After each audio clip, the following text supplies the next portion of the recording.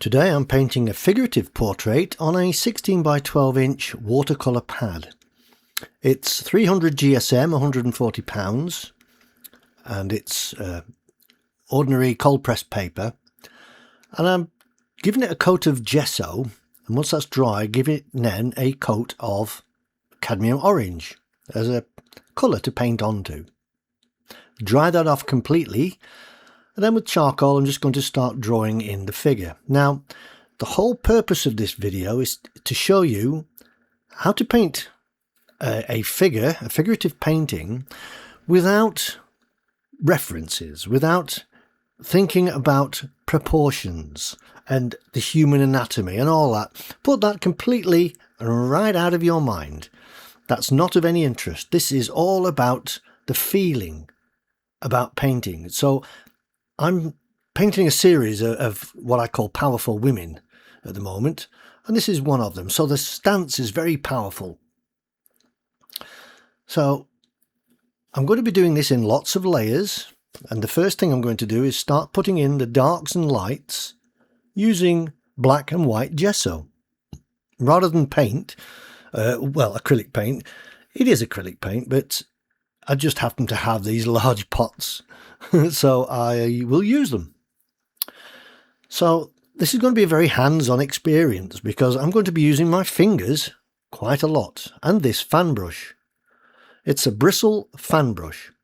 I like bristle brushes because they give such unique brush strokes, much nicer than boring nylon paintbrushes can do. They're too obvious. But a bristle brush can do all sorts of marks and leave lovely brush strokes. So I'm basically putting in where I want the contrasts to be here. Little light spray of water there, mist spray, and I can move that paint around and make it really messy. Because this stage, as you know, I like to be very, very messy. So yeah, I'm making up this painting, but you can go off a photographic reference if you need to, but don't copy it, don't trace it, don't project it, don't do anything like that. Just go freehand. Just use it for certain things. Maybe you like the face shape or the hair, or use hair from a different photo if you want to. But if you can make something up like this, at the end of the day you will have a painting that is yours and is you. It's your style, it's your painting. If somebody says, oh yeah, but look, yeah, the head's too small, or the head's too big, or that ear's not in the right place, that doesn't matter. It's art, it's fine art, and it's how you see somebody. That's what makes us all different as artists. We all paint differently and we all see differently. So you paint what you want, basically, and it will be you and your style. Your style will eventually come through. The more you do, your style will show through eventually. Now I'm using a wet kitchen roll here just to move some of that paint around. Get a bit of kitchen roll, scrunch it up, wet it, and then move the paint. Even pick paint up and apply it with it to create interesting marks. That's what this is about creating interesting marks. Because this first layer, as you know, is going to be very messy. And then I'll do things like I'll scratch into it in a moment, and that will create more interesting marks. So when it's dry and I put another layer over the top, some of those interesting marks will still show through, will still be there. And that creates depth, which is what's required in paintings. A depth and level of interest. And so all these layers build up and add to that. So I'm still working on the basic lights and darks, just using this kitchen roll. You could do an entire painting with a piece of kitchen roll. I'll just put some darks in here because this stance has to be very powerful. Like that. And it doesn't matter if little bits of the tissue paper come off onto the painting. It all adds to the texture and the excitement of the painting. Because that's what I'm trying to show, is the excitement. A few little scratches into it there with a little fork. And then dry that layer off. Now I can apply paint with my fingers. Just dip your fingers in the paint and apply it. Or you can go back to the brush. Now what I will do is I'll apply paint with the brush and then move it around with my fingers.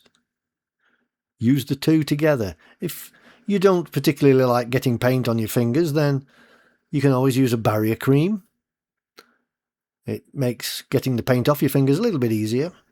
Or you can use gloves if you want to, but getting your fingers involved in the painting is really so enjoyable. And I can't really explain it until you've tried it yourself. Have a go and just have fun. Let yourself go. Be bold and exciting. And always have the sort of words abstract in your mind as you paint. Don't think about realism.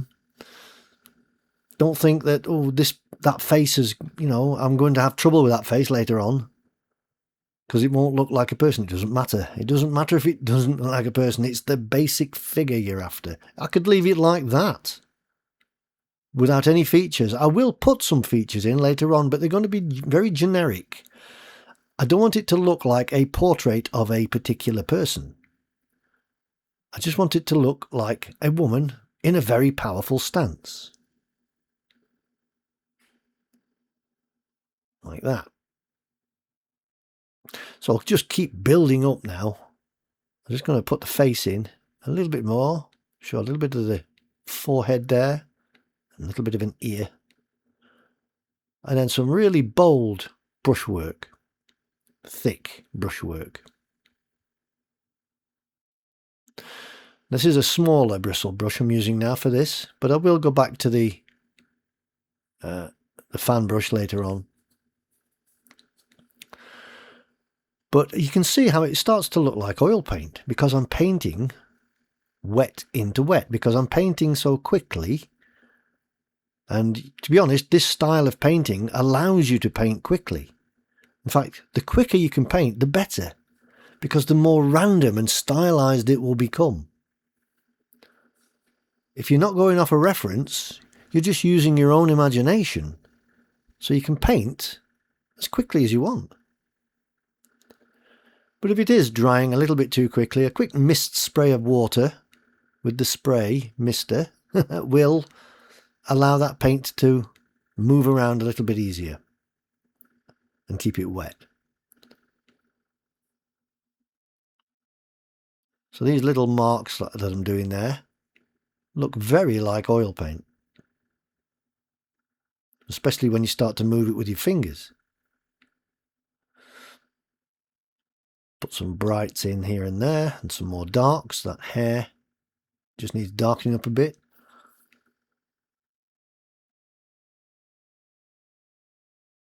Like that. And then use my fingers to blur and blend it. And try and think always about contrasts, lights against darks and darks against lights. Because the idea of this is to paint a black and white painting and then put colour over the top. Glazing, in other words. And I'll show you how I do that when this layer's dry. So I'm going to dry it off with the hairdryer real quickly. Let it cool down. Give it a mist spray of water, and then with a wet towel, wet kitchen roll, and some raw sienna, I can apply that over the entire painting, allowing it to be thick here and there and thin here and there. Vary it. And then I can put in some of those lights back in again. You can see how they really stand out now against that layer of colour that I put on. And also, the texture is beginning to build up on the painting. The texture of the paint and the scratches and all those other little marks I've made with the kitchen towel. Now, if I paint over the top lightly, it's picking those out and pulling them out. So you start to see little bits of interesting areas in that background and in the figure itself. Using a bit of Payne's grey and white here to give me some nice grey-blue colours. So really, I'm only really using 2 colours. Oh, I've just added a little bit of raw umber into there as well, just to give me a third colour. But a bit of Payne's grey, raw sienna and raw umber. And again, I can mix those with my finger if I need to. So it's amazing just what you can do with just these colours. I will, however, add some warmer colours in a moment. And still try to be bold with your brushstrokes. You can see how if I use the brushstroke lightly, it breaks up and creates lovely effects over that texture that's there already. Okay, a bit of burnt sienna now. Just into the face to show basic colour of skin, and maybe a little bit here and there as well in the rest of the painting.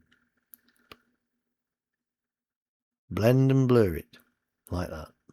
You don't have to go too mad with your blending and blurring, but you do what's you. You do what you think seems right at the time. You can always go over it again with acrylics. That's the beauty of this. Okay, I'm going to add some brighter colours now, some reds and cadmium oranges, perhaps a bit of cadmium yellow in there. And that just warms up the painting beautifully. I'll add some little lighter shades into the face as well, and again into the rest of the painting. I can use the corner of the brush to apply little areas and little lines. Because I'm back to the fan brush again, it can do lots of different kinds of brush strokes.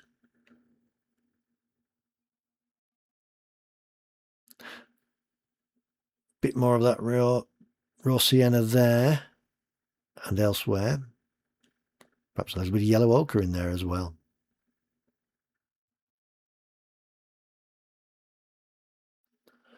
A bit of colour in the hair as well, just to give it a little bit of depth. Not a lot, just a little bit. There we go. Because each layer builds up on the previous layer. Previous dried layer, I should say. So basically what I'm trying to show you here is how to have fun with painting. It's great. Try it yourself.